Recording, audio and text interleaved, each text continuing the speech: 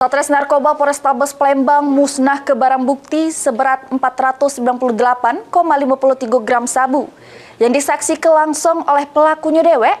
Sesudah dicek keasliannya, sabu tersebut diblender dengan cara dicampur cairan pembersih lantai.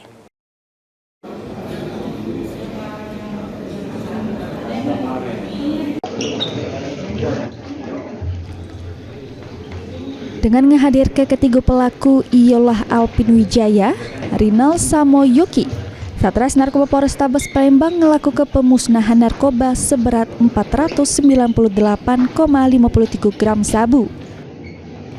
Narkotika tersebut ialah barang bukti yang berasal dari jaringan Riau.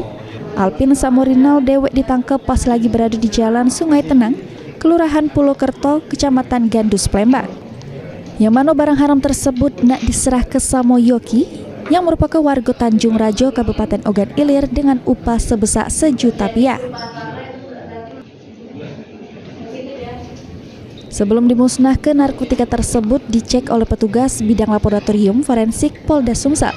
Hasilnya barang bukti tersebut terbukti positif narkoba. Biar tidak disalahgunakan oleh oknum, narkotika tersebut dimusnahkan dengan cara diblender, dicampur sama pembersih lantai, terus dibuang di jeruk kloset WC.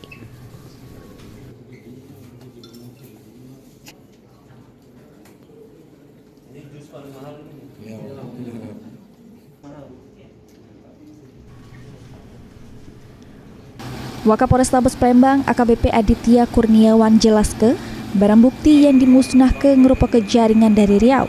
Sedangkan untuk ketiga tersangka yang ditangkap merupakan pengedar bukan kurir sabu.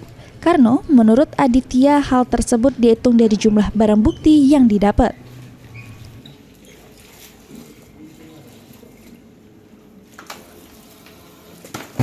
Ini ada 2 TKP. Yang pertama itu di Gandus, ada 2 orang tersangka yang kita amankan.